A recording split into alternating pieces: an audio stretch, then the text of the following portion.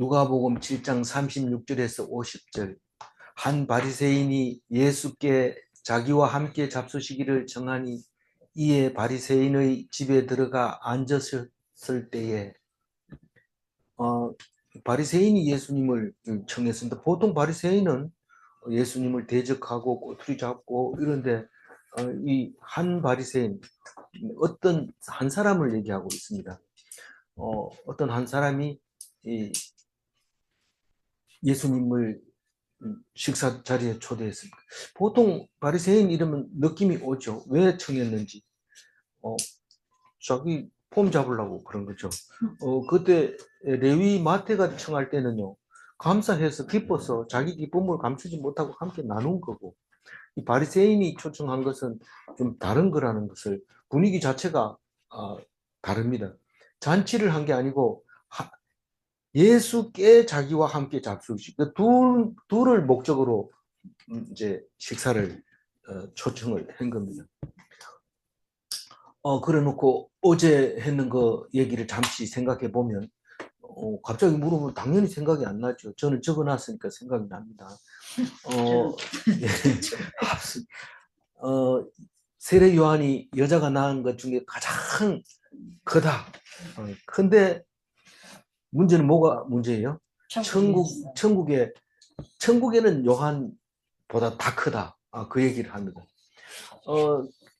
이 땅에서 가장 크게 인정받은 이유가 뭡니까? 세례 요한이 예수님을 예언한, 그 중에서 또 제일 마지막에 예언했을 뿐만 아니라 예수님을 세례까지 줬으니까 가장 크다고 얘기를 합니다.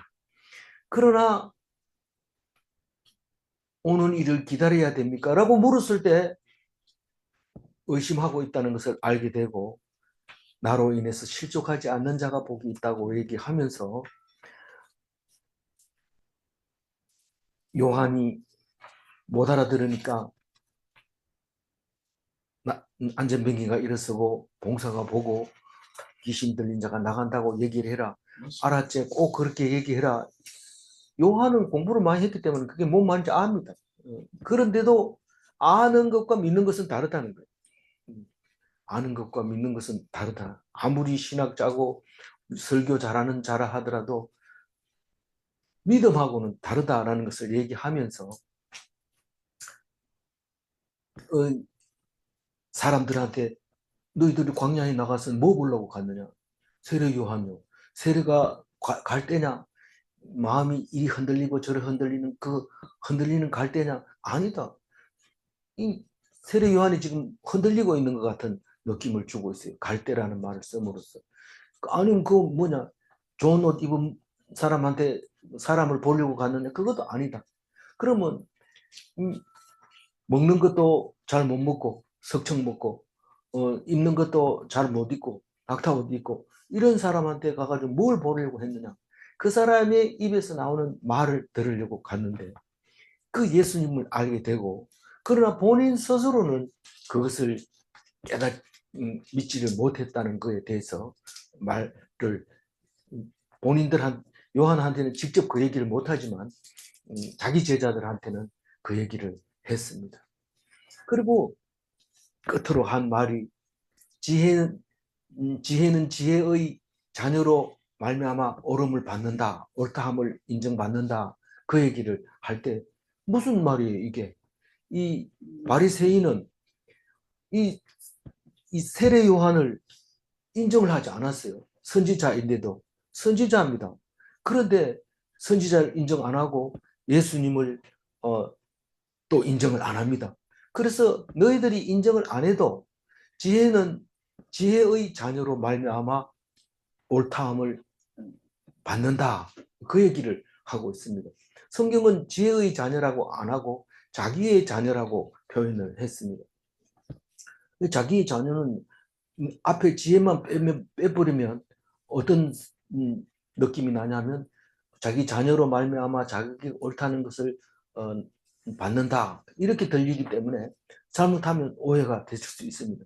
그러나 지혜는 지혜의 자녀, 믿는 자, 성도로 말미암아 그게 지혜라는 것을 인정받는다. 다시 말해서 예수님의 말씀은 지혜라는 것은 성도들만 인정한다는 거죠. 안 그런 사람은 그를 지혜로 보지를 않는 거죠. 그 얘기를 합니다. 그러니까 요한은 선지자가 맞다. 내가 오기 전에 준다고 한 그 사람이 맞다라고 얘기를 합니다. 그리고 오늘 또 어려운 얘기를 하고 있는데 이 눈물로 발을 적신 여자에 대해서 이야기를 합니다.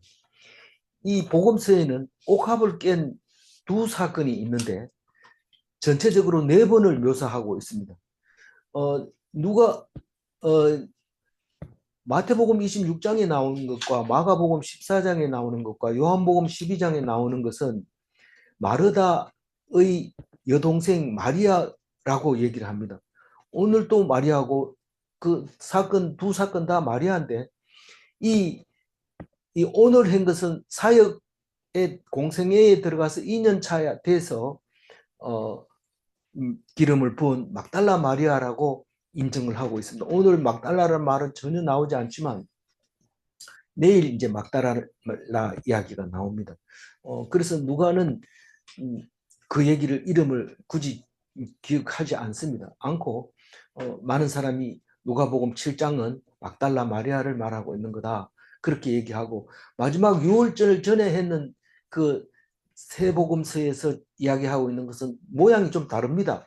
장소도 비슷한 것 같으면서 틀리고 또 부르는 것도 좀 다르게 부르고 있는데 그러나 다 마르다 여동생 마리아, 오빠 이름은 나사로, 그곳 이름은 베다니. 그 사건으로 세 가지를 같은 장소로 보고 있습니다. 6월절 전에 다시 말해서 장례를 위한 기름을 부었다라고 얘기를 합니다. 모양은 다른데 자꾸 따지고 다투면 안 됩니다. 그걸 그냥 그렇게 정리를 합니다. 그렇게 해서 좀 이상한 것은 묵상을 해야죠. 나머지 부분은 맞다 틀리다 하는 게 아니고.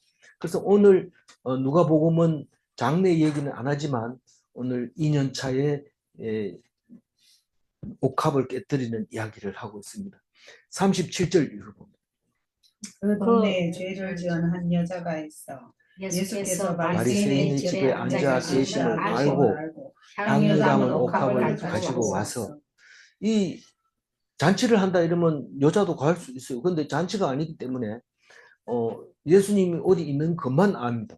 거기서 밥 먹고 있다는 것만 압니다. 그래서 그 동네 사람들이 알고 있는데 그 중에서 한 죄 지은 여자, 이게 막달라 마리아라고 할 것 같으면 여기가 어디라고 그랬어요? 지금 장소가 아니 여기가 저기 어디입니까? 가브나움. 네, 가브나움이 있는데 막달라는 거기서 남쪽으로 조금 더 내려가야 돼. 갈릴리 바다의 남쪽 부분에 있고 지금 있는 데가 가브나움은 북쪽에 있고 이래요. 그래서 조금 거리가 멀긴 한데 그래도 그 동네로 갈릴리를 한 동네로 본 거죠. 그 동네에 죄 지은 한 여자 얘기는 이 막달라 마리아 얘기는 뒤에 또 나옵니다. 이제 일곱 귀신 쫓아내는 얘기가 나오는 건데 어쨌든 그 여자라는 거죠. 예수께서 바리새인의 집에 앉아 계심을 알고 밥 먹으러 들어갔다 하는 걸 압니다. 그래서 향유 담은 옥합을 가지고 와서 이제 갔습니다. 근데 주의해야 되죠. 왜냐하면 바리새인의 집에 갔기 때문에. 그리고 죄 지은 한 여자 이랬는데 앞에서 한 바리새인과 한 여자는 다른, 앞에 한 바리새인은 한 사람을 말하는 거고 이거는 어떤 여자가 이렇게 얘기하고 있는 겁니다. 그렇게 우리가 원어를 안 찾아보면 무슨 뜻인지 우리말로는 그 두 개 다 구분이 잘 안 갑니다. 그래서 그 막달라라는 동네는 다른 성경에는 안 나오고 이 나사렛 예수 할 때 나사렛은 예수에게만 사용한 것처럼 막달라라는 동네는 이 마리아에게만 이름이 붙고 나머지는 마가단, 달마누다 이렇게 이름을 부르고 있는 동네입니다.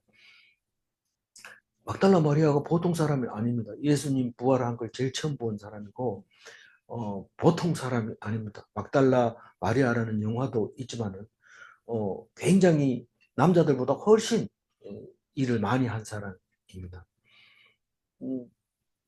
근데 어쨌든 성경 속에서는 죄인으로 나오고 있어요. 죄 지은 한 여자입니다. 38절 예수의 뒤로 그 발 곁에 서서 같이 울며 읽으시면 눈물로 그 눈물로 그 발을 발을 적시고 적시고 자기 머리털로 닦고 그 발에 맞추고 향유를 부으니. 네. 그 뒤로 이런 말을 보면은 누워서 밥 먹는 모습을 알 수 있어요. 누워서 보면 앞뒤가 분명합니다. 앉아 있으면 뒤에 가서 발을 어떻게 할 수가 없어요. 그런데 누워 있기 때문에 뒤로 가서 발 곁에 갈 수 있습니다. 그래서 거기서 울며 눈물로 그 발을 적시고, 운다는 것은 통회하는 통회하는 마음입니다. 무슨 죄를 깊이 뉘우치면서 우는 눈물이, 울며 눈물로 그 발을 적시고 자기 머리털로 닦고, 우리는 지금 현재 머리털이라는 말은 안 쓰지만 머리카락이라는 말을 쓰지만 이건 세월이 지나면서 말이 자꾸 바뀌기 때문에 어쩔 수 없어요. 그래서 그 발에 입 맞추고 향유를 부었는데, 다른 데서는 향유의 값에 대해서 굉장히 강조했는데, 뭐 향유가 얼마짜리인지 싸우려는지 그거는 모르지만 향유를 부은 겁니다. 39절 읽어볼까요?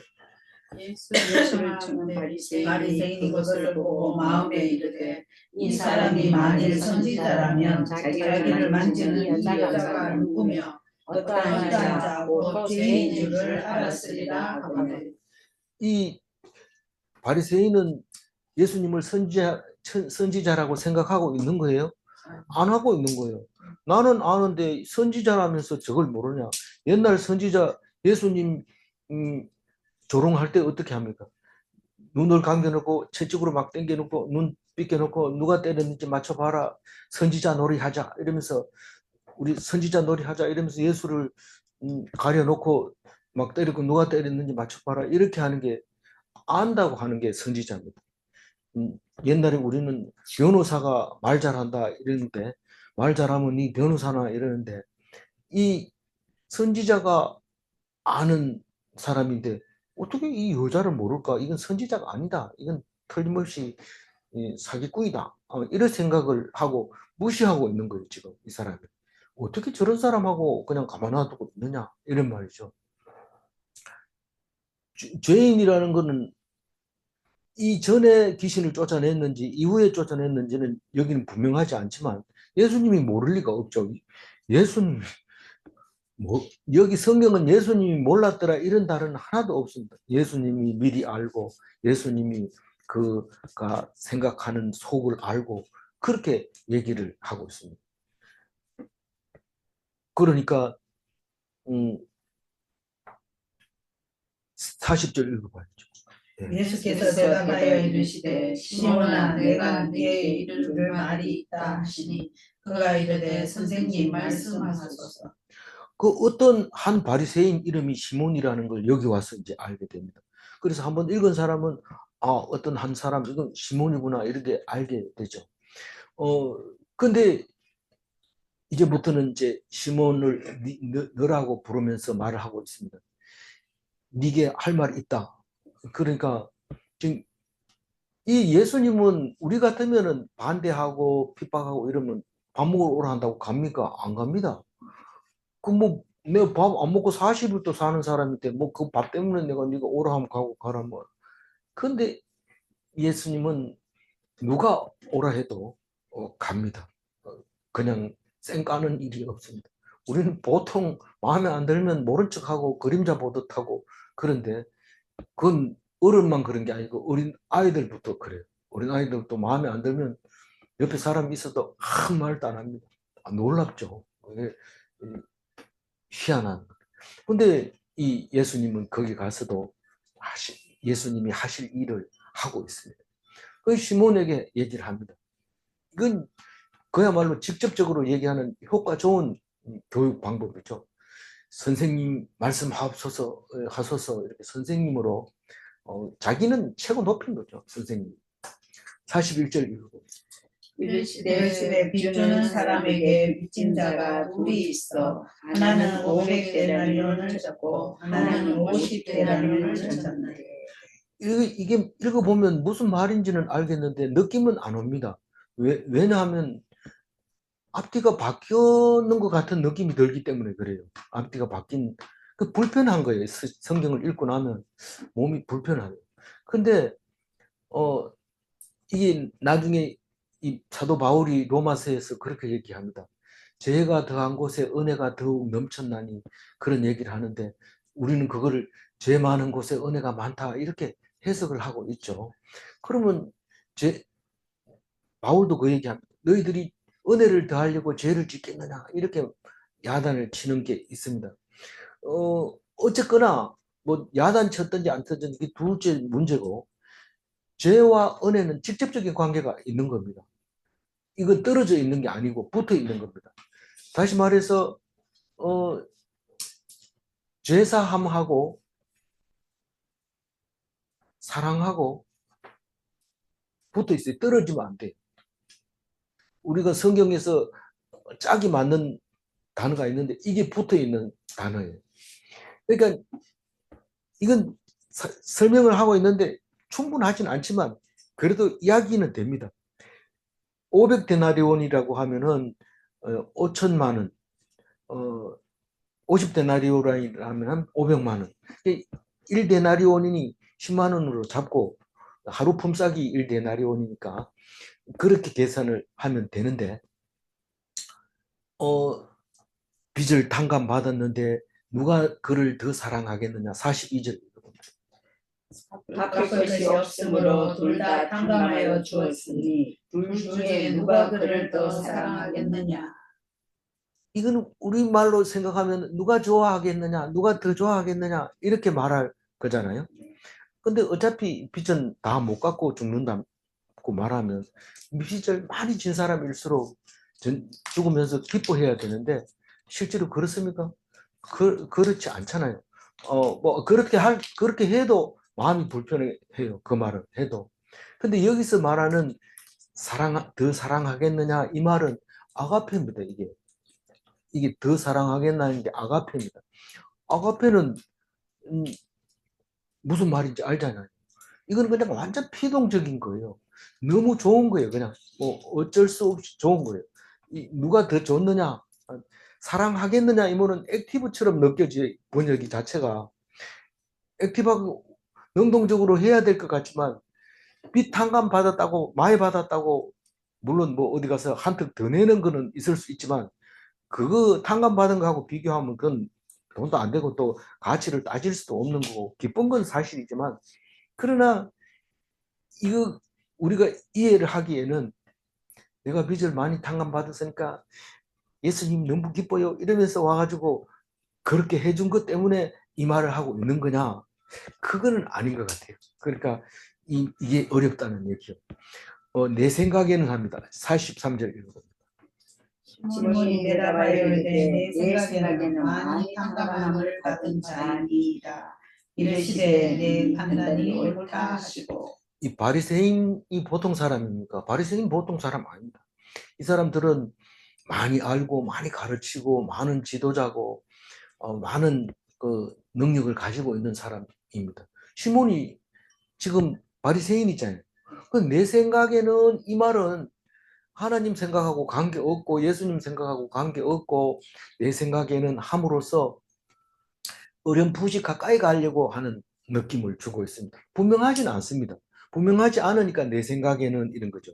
남은 이렇게 생각 안 하는 게 안 하는 것 같은데 이 사람이 눈치가 빠르기 때문에 예수님이 묻는 말에 대해서 지금 이렇게 얘기하면 여기가 걸릴 것 같고 저기서 저기 걸릴 것 같은데 자기 생각을 얘기를 합니다.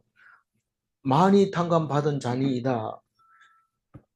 그러면 거기에 대해서는 대답을 할 텐데 예수님은 네 판단이 옳다. 그렇게 얘기합니다.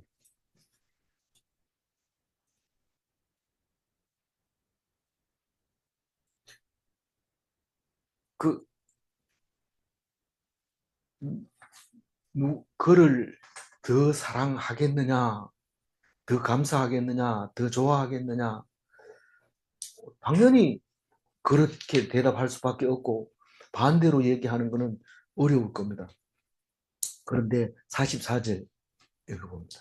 그 여자를 돌아보시며 시몬에게 이르시되 이 여자를 보느냐 내가 내 집에 들어올 때 너는 내게 발 씻을 물도 주지 아니하였으되 이 여자는 눈물로 내 발을 적시고 그 머리털로 닦았으며. 근데 사실은 앞에 얘기하고 뒤에 얘기, 이건 지금 시몬 바리새인은 긴장하고 들으려고 하는데 지금 딴 얘기하는 것처럼 들려요. 이 바리새인 입장에서 누가 그를 더 사랑하겠느냐라고 물었는데 만약에 사랑을 받으려면 많이 탕감을 해줘야 되는데 사실은 그렇지 않죠. 실질적으로 말이죠. 현실적으로. 자녀에게 돈을 많이 주면 자녀가 매우 아버지를 기뻐해야 될 것 같은데 오히려 반대일 수 있어요. 얼마든지 반대일 수 있어요. 나중에는 해준 게 뭐 있어요? 이렇게 얘기하기도 하고 우리 형님 같은 경우에는 농사를 100% 줘가지고 내가 얼마나 나는 자식이 아니냐 이런 생각을 가지고 있었지만 말을 못했어요. 막내기 때문에 당연히 말을 못했어요. 말을 못했지만 속으로는 항상 그랬어요. 막내는 자식이 아니나 마지막 자식이냐 그러고 맛이 다 줬는데 형은 우리들이 모였을 때마다 그 얘기를 합니다. 나한테는 고생 덩어리만 물려주고 항상 하는 소리가 그 소리였어요. 우리는 많이 탕감해 준다고 더 사랑하지 않습니다. 이게 어려운 말이에요, 사실. 근데 그 얘기 하려고 하는 거 아닙니다. 저도 그 얘기 하려고 하는 게 아니고 시몬도 저기 예수님도 그 얘기 하려고 하는 게 아니고 지금 이야기를 시작하는데 여자가 지금 나를 엄청 좋아하고 감격하고 은혜에 빠져 있다. 그 얘기를 44절에 했습니다. 45절 읽어봅니다. 너는 내게 입맞추지 아니하였으되 그는 내가 들어올 때로부터 내 발에 입맞추기를 그치지 아니하였으며. 이 여인을 보느냐 이 말은 은혜가 가득한 이 여자를 보느냐 이 여자 얼굴과 네 얼굴과 비교해 볼래 이 말입니다. 지금 바리새인은 의분에 차서 이게 선지자라고 내가 불러가지고 밥 한 끼 사줄래 했는데 죄인이 지금 만지고 있는데 그거 내가 보는 앞에서 그냥 들이대고 있다. 이게 말이 되냐? 지금 울그락하고 있고 이 막달라 마리아는 눈물을 흘리면서 그 눈물로 발을 닦고 있는 모습을 보면서 이 여인을 네가 보고 있느냐? 이 은혜 가득한 얼굴을 네가 보고 있느냐? 그러면서 이야기를 합니다. 눈물로 내 발을 적시고 머리털을 닦고 내 발에 입맞추기를 그치지 않고 향유를 내 발에 부었다. 너는 내 발을 씻을 물도 주지 않고 45절 46절 너는 내 머리에 감람유도 붓지 아니하였으되 그는 향유를 내 발에 부었느니라. 네. 너는 내게 입도 안 맞추고 내 머리에 감람유도 붓지 않았는데 그 여자는 안 그랬다. 이래 얘기하니까 밥 사주고 귀자되게 얻어맞는 거하고 비슷한 거예요. 이거 뭐 좋은 말 들으려고 내가 예수님한테 좋은 말 한번 들어보려고 다른 바리새인은 몰라도 나는 좋은 말 한번 들어보자 그랬는데 이 얘기를 딱 하는 거예요. 그러면서 이제 47절이 우리 중심 말씀이죠. 사실은 47절 읽어봅니다. 그러므로 내가 내가 네게 말하노니 그의 마음이 죄가 사하여졌도다. 이는 그의 사랑함이 많으니라. 사함을 받으니 적은 자는 적게 사랑하느니라. 이게 이제 아가페라는 사실을 모르고 만약에 읽었다면은 어떤 걸까요? 참 사랑 많은 사람이 있어요. 그럼 저 사람 죄 많았던가 봐. 죄를 그전에 많이 졌던 건가 봐. 이렇게 말하면 돼요. 그 얘기 아니잖아요. 이게 그 얘기 아니에요. 그러니까 어려운 거예요. 죄가 많이 사해졌다고 예수님한테 와서 기름 부은 거 아니라는 거예요. 자기가 기뻤던 거죠. 막 감출 수 없는 그 기쁨 때문에 부은 거죠. 그런데 예수님은 이 얘기를 하고 있는 겁니다. 적게 사함 받은 자는 적게 사랑하느니라. 그러니까 네가 나를 사랑 안 한 거 보니까 네가 죄가 없구나.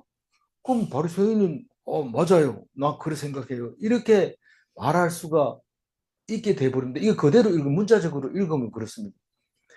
그런데 이게 아까도 로마서를 인용했습니다만 로마서에 이 얘기들을 많이 기록을 하고 있어요. 이 사랑이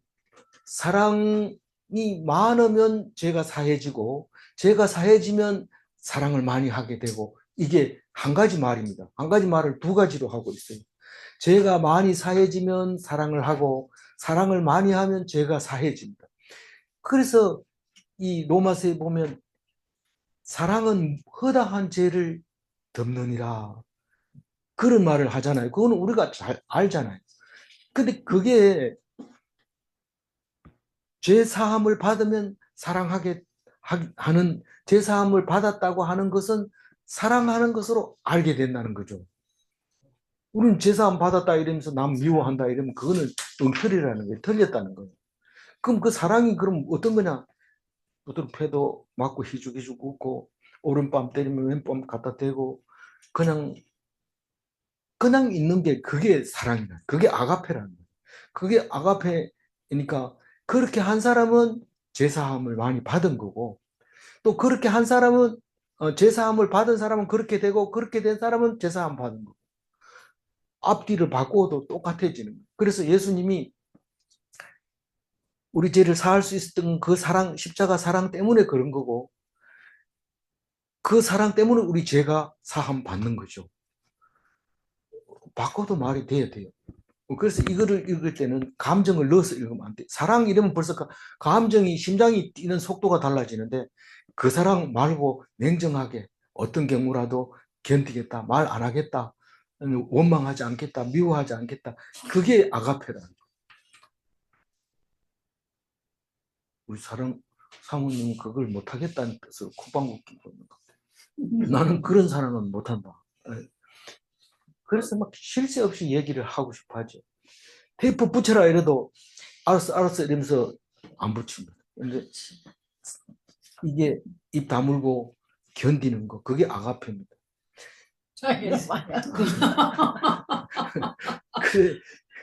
근데 목사님은 아가페 사랑을 하고 계시네. 몰고 견디시네. 이 기름을 부었다 이래 했지 이 막달라 마리아가 예수님을 안고 사랑합니다. 네 잘하고 있죠. 이러면서 그렇게 하지 않았던 거죠. 그게 아가페라는 거예요. 친구를 위해서 목숨을 버리는 게 최고의 사랑이라고 그랬잖아요. 누가 친구가 나를 죽이는데 한마디도 안 하고 하나님 저들의 죄를 용서하소서 이렇게 말할 수 있는 것은 예수님밖에 없어요. 뭐 우리가 그렇게 할 수 있다는 게 아니고 사랑을 말하자면 그런 거래요. 그러니까 내가 사랑할 수 있다고 생각하면 그건 틀린 거죠. 사실은 틀린 거예요. 예수님밖에 없기 때문에 예수님을 믿는 거예요. 예수님처럼 똑같이 할 수 있다면 우리는 안 믿어도 돼요. 우리가 사랑할 수 있어요. 하면 돼요. 그럼 모든 죄가 사해져요. 사랑하면 다 사해져요.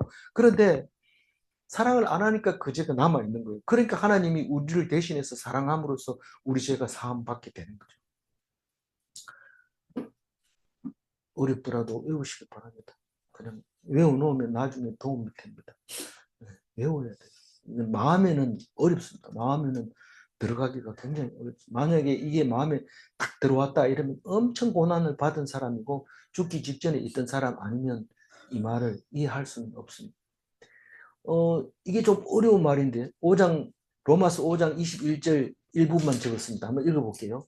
은혜도 은혜로 말미암아 왕노릇하여 우리 주 예수 그리스도로 말미암아 영생에 이르게 하려 합니다. 이게 뭐냐면 아담의 죄로 우리가 다 죽었었는데 이제 예수로 말미암아 다 살게 되었다는 말을 어렵게 해요. 로마서 5장도 굉장히 어려운 말인데 그거는 가슴으로 읽는 것보다는 머리로 읽는 게 훨씬 나은 구절입니다. 그래서 죄가 아닌 은혜, 사망이 아닌 의를 설명하고 있는데 다 쓸 수 없어서 그렇게만 제가 표현해놨습니다. 혹시 그때 가서 이 성경 구절이 기억이 났으면 좋겠습니다. 48절 읽어봅니다. 이에 이에 여자에게 여자에게 이르시되 내 제사함을 받았느니라 하시니 이 여자는 제사함에 대한 건 모릅니다. 제사함에 대한 건 모르지만 사랑한 건 분명합니다. 그래서 예수님이 선포를 해줘야 돼요. 네가 제사함을 받았다고 해줘야 자유하게 되고 기뻐하게 되고 구원받게 되는 겁니다. 그래서 우리가 교회에서 세례받고 일어서게 해가지고 다 손들고 이 사람은 세례교인입니다 라고 분포하는 것과 마찬가지로 뭐 장로나 권사나 이런 사람들이 이 마지막에 임명을 하고 나서 세워놓고 공포하는 거랑 마찬가지입니다.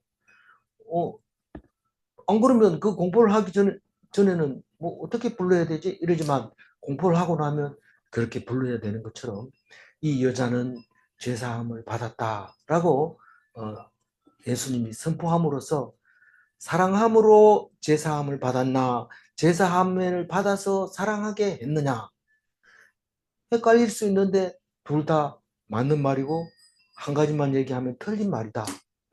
병든 자의 치유가 병이 들어서 나았기 때문에 믿음을 가졌느냐 믿음을 가졌기 때문에 병이 나았느냐 사실은 많은 사람이 나았기 때문에 믿는다고 신앙 고백할 때 그 뭡니까 간증할 때 나았기 때문에 믿었다 이렇게 말할 수도 있지만 믿었기 때문에 나았다 이런 말 하기가 쉽지 않습니다.